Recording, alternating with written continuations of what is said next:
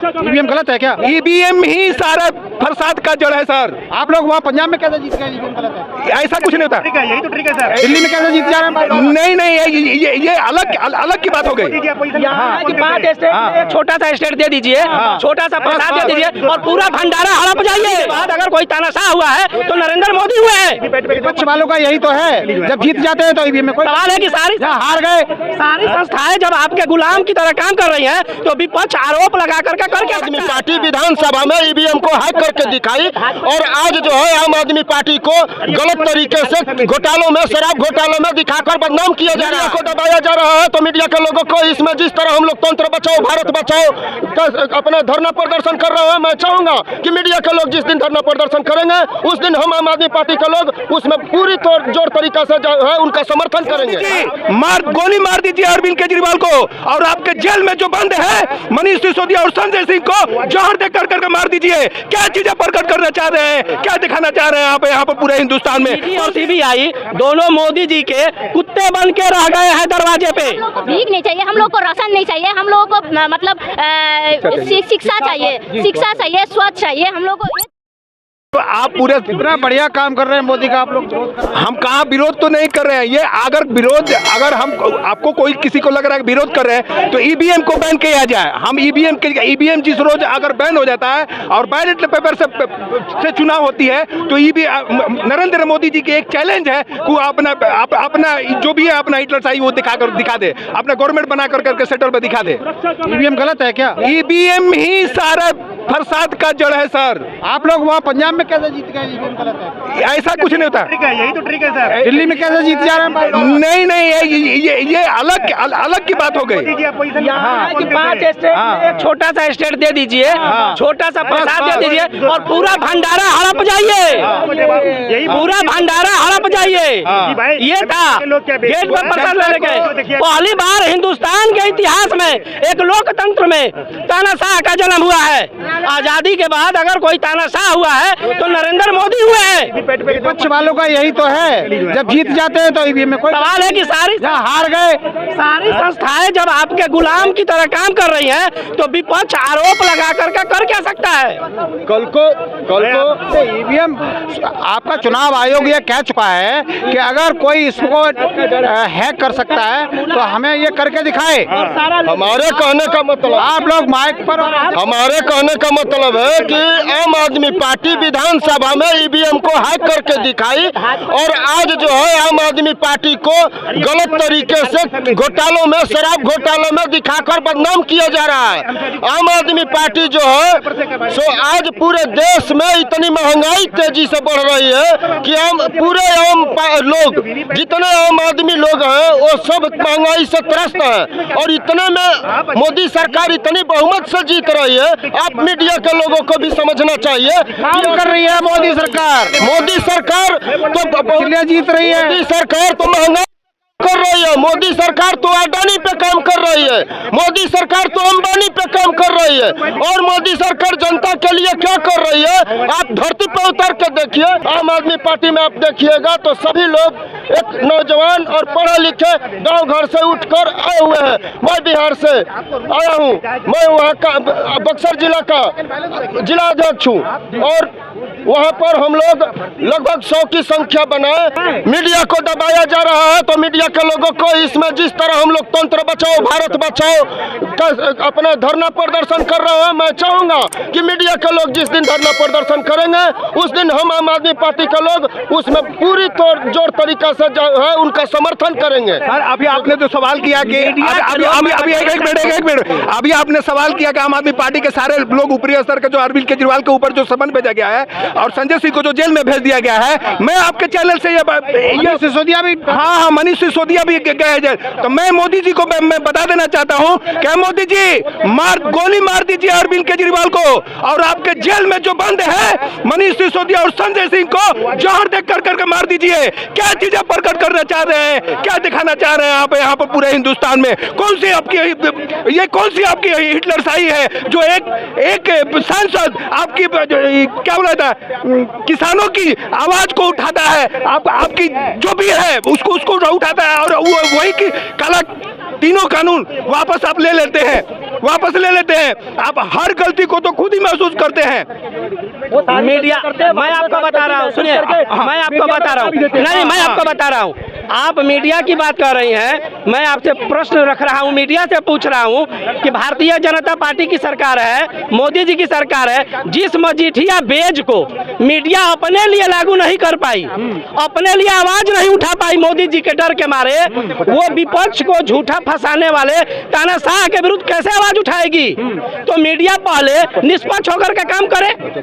Media ED CBI को आप निष्पक्षता पर शक कर रहे हैं क्या? ईडी और सीबीआई आरोप लगाए क्या? ईडी और सीबीआई पहले निष्पक्ष रहती थी, लेकिन आज के डेट में मीडिया और सीबीआई, ईडी और सीबीआई दोनों मोदी जी के कुत्ते बन के रह गए हैं दरवाजे पे।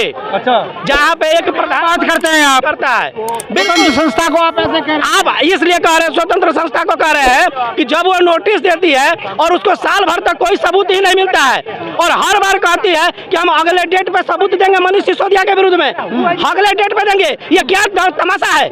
और आप फिर भी कह रहे हैं कि निष्पक्ष जांच प्रक्रिया समय लगता है। भाई साहब, आप जेल में डाल दीजिए और कहते रहिए जांच जांच जांच। आपके हिसाब से चलेगी ईडी? भारतीय जनता पार्टी के किसी आपके हिसाब से ईडी डाल दीजिए और जांच बैठा दीजिए, आपको दूध का दूध और पानी का पानी आपको मिल जाएगा। ईडी अपना जांच कर रहा है, आपके हिसाब से ईडी? 1972 में अगर भारतीय जनता पार्टी के 5 लीडरों को वो जेल के अंदर भेज देते हैं तो मोदी जी खुद दिखा देंगे कि स्वतंत्र संस्था कैसे काम करती है, आपको खुद मीडिया के लोगों को मालूम चल जाएगा। मैम आप क्या कहना चाहेंगे, कहाँ से आए हैं? हम असम से आई हूँ, असम से आई हूँ। असम से? कौन सा पार्टी से हैं? हम आम आदमी पार्टी से ही है। हाँ। अरे भाई आम आदमी का आपकी टोपी नहीं लगा है? नहीं ऐसे ही। हाँ, जंतर मंतर में आए थे, तो हम यही कहेंगे सबके लिए लागू एक होना चाहिए, सबके लिए, छोटा हो या बड़ा हो या मतलब बड़े, मतलब जो बड़े लेवल पे जाता है उसको भी समान होना चाहिए, क्योंकि बड़े लोग को पूरा सुविधा मिलता है और छोटे लोग को कुछ नहीं सुविधा मिलते, उसको के लिए समान होना चाहिए। सुविधा मिल रहा है, राशन मिल रहा है गरीब लोगों को, छोटे लोगों को? गरीब लोगों को क्या मिल रहा है? सिर्फ चावल ही मिल रहा है। चावल से पेट भरता है क्या? ये हम लोग को भीख नहीं चाहिए, हम लोग को राशन नहीं चाहिए, हम लोगों को मतलब शिक्षा चाहिए, शिक्षा चाहिए, स्वच्छ चाहिए। हम लोग को एक हॉस्पिटल बन रहे हैं, नहीं बड़े एम्स बना रहे हैं, बड़े बड़े में हम लोग तो छोटे हैं ना, हम के लिए कौन सोचता है? तो एम्स हमारे पास तो इतना पैसा नहीं है। एम्स बन रहे हैं, एम्स बन रहे हैं, कितने एम्स बन रहे हैं? एम्स में भी ऐसा नहीं है, नहीं बन रहा है। एम्स में भी जाइए तो आपको क्या बोलता है, लाइन लगाना पड़ता है। जैसे देखिए मतलब 2 महीने 3 महीने उसके बाद मतलब ये हम लोग का नंबर आता है, तो ऐसे तो मरीज मर जाएगा ना। समस्या तो दूर कर रहे हैं, नए एम्स तैयार करा रहे हैं मोदी। वही नहीं, वो सबके लिए लागू। आप आरोप पे आरोप लगाए जा रहे हो? नहीं, हम किसी पे आरोप नहीं लगा रहे हैं, हम किसी पे आरोप नहीं लगा रहे। हम मोदी जी के काम अच्छे नहीं लग रहे आपको? नहीं, मोदी का हम किसी का नाम ही नहीं ले रहे, आप ही बोल रहे हैं हमको। हम बोल रहे हैं कि सरकार है, सबको मतलब समानता पूर्वक समान अपनी मांग किससे चाहिए। हम सब मतलब जो सत्ता में है उसी से बोल रहे हैं। कौन है सत्ता में, बताइए? पहले इस बात का जवाब दीजिए। जो लोग हैं, कौन है? किसी का नाम पता ही नहीं है कौन है। नाम तो बता दो, सत्ता में इस समय कौन है? राजा कौन है इस समय भारत का? इस समय तो बहुत है, हम किसी का नाम, जो भी सत्ता में नहीं आएंगे। डर लग रहा है क्या आपको? राजा नाराज हो जाएगा तो राजा कैसे राजा नाराज हो जाएगा, क्योंकि सभी को मालूम है कि राजा का दिल टूट जाएगा। क्या बोले? चौथी पास राजा का जो अभी अगर नाम पास बोल रहे हैं तो और क्या, तो आपको लग पॉलिटिक्स उनकी डिग्री देखी गई है क्या? किसने दिखाया पॉलिटिक्स में दिखाया क्या उनकी डिग्री? हम भी दिए ना, तो हमको क्यों मिला? हमको क्या मिला? कुछ मिला? हमको तो कुछ नहीं मिला ना। तो पर्दा के लिए तो काम कर रहा है। क्या काम कर रहा है? वही इतना साइज वाली ऊपर हो जाता है तो नीचे राहुल गांधी की सदस्यता रद्द करा दी। ये देखो, ये राजा बन गया है कि नहीं? इसके साथ हम हैं तो हमको देखेगा, इसको तो बाद में भूल ही गया। जब जाएंगे तो बोल गया अब नंबर लिखाया, ये लिखाया, अब बाद में आइए, बाद में आइए, तो ऐसे ही बोलेगा ना सब लोग। बातें कही है, जो राजा बन गया किसी अपने को भूल गया। हाँ, गुजरात में अकेले बैठी है और वो कहता है कि हम जनता की हम किसी का नाम नहीं ले, किसी को हम ये गलत नहीं बोल रहा है। जो भी मतलब ऊपर पहुंचे वो सबके लिए समान होना चाहिए। देश बड़ा है, उनके लिए देश की चिंता कर। सनातन धर्म में देश को तो हम ही लोग अर्धांगिनी का है, और जो आधा शरीर से ही राज कर रहा है आप उसको कह रहे कि राजा है। आधा शरीर तो उसका गुजरात में है। वो तो कह रहे हैं मैं 24 घंटे काम कर रहा हूँ देश के भाई साहब वो तो कर रहा है कि चौकीदार है, चौकीदार है। इसी पॉइंट पर तो मैं बता देना चाह रहा हूँ, एक कहावत के माध्यम से मान लीजिए तो एक पिताजी है, एक बच्चा है, बच्चा रो रहा है ना, कहा हमको पापा भूख लगी है, हमको खाना दीजिए, पापा हमको भूख लगी है, हमको खाना दीजिए, और उस बच्चा को उठाकर उसके पिताजी अलमारी पर बिठा देते हैं और वो अपना भूख को भुला कर करके अब अलमारी से नीचे उतरने का मतलब कि अपना सवाल खड़ा करने लगता है। ये जस्ट लाइक आज पूरा ऑल इंडिया में, पूरे भारतवर्ष में, पूरे देशवासियों के साथ ये धोखा हो रहा है। नरेंद्र दामोदर दास मोदी जी आप पूरे देश को खोखला कर चुके हैं, अंडानी और अंबानी के गुलाम बन चुके हैं, आप पूरा देश को बेचने की तैयारी कर रहे हैं। इसके बाद 2024 के बाद मेरा वचन है जो आप लोग अपने मीडिया के देश के प्रधानमंत्री हैं, ऐसा मत बोलिए। अरे हमको डर नहीं, मैं भी देश का एक आम आदमी हूँ, मैं भी आम आदमी हूँ। जेल में जाएंगे? अरे जेल में जाने से कौन डरता? मेरे संजय भैया मोदी जी के खिलाफ आवाज, मेरे संजय भैया मनीष सिसोदिया भी जेल में गए हैं और सारे भी जेल में गए हैं, मैं भी जेल जाने को तैयार हूँ। कौन बंदा डरता है जेल जाने से जी? ऐसा कुछ नहीं है, ऐसा कुछ नहीं, हम जेल जाएंगे जी।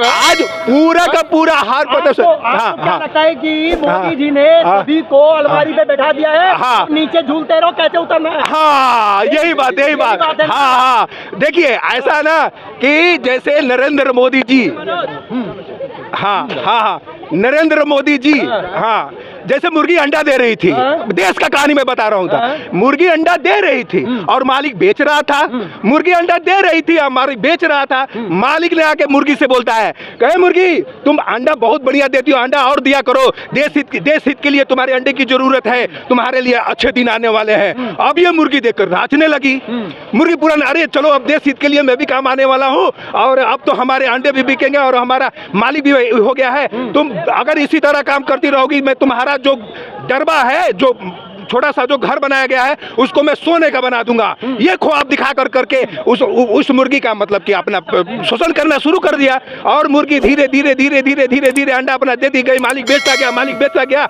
और एक रोज ऐसा आता है कि जो बरसात का दिन आता है तो टप जो पानी टपकता है तो मुर्गी के दिमाग में आता है, अरे भाई मेरा तो वो मालिक बोला था कि मेरे दरबे को बनवा दूंगा, तो दरबा तो बनाया नहीं। अब तो ऐसा है कि मालिक के पास जा करके बोल रही है कि कम से कम आप तो सोने का दरबा बोले थे बनाने के लिए, आप तो कम से कम मेरे दरबा को मरम्मत तो करवा दो। तो वो मालिक क्या बोलता है, तुम देशद्रोही हो, तुम्हारी जैसी मुर्गियां कितने रोड पर पड़ी मिलती है, फुटपाथों पर घूमती रहती है। अब मुर्गी जो है ना अपना औकात समझ करके चुप किए बिना अपने बढ़ गई और वही मालिक एक दिन आता है, मुर्गी अब तुमको देश हित के लिए शहीद होना पड़ेगा, तुमको आप अपनी जाने देनी पड़ेगी। और वही मुर्गी एक दिन किसी घने सेठ के पेट का आहार बन जाती है। और यही से इशारा आप समझ लीजिए, मेरे देश में, मेरे पूरे हिंदुस्तान में जो आज जो चल रहा है, ये सारा कोई अपना जो त्राहिमाम को जो स्थिति बनी हुई है, ये जो इंडिया गठबंधन जो बना हुआ है, ये यूं ही नहीं बना हुआ है। इतने दल के लोगों को एकजुट पर एक मंच पर लाना इतना आसान नहीं है। ये अभी हमारे पत्रकार साहब ने सवाल किया, एक मैं झूठ बता देना चाहता हूँ, नल जल का जो आपने बात किया, वो नल जल बिहार के नीतीश कुमार ने शुरू किया था और मोदी ने उसको भजाने का काम किया है। झूठा है मोदी, बाकी देश की जनता सही है। जिंदाबाद।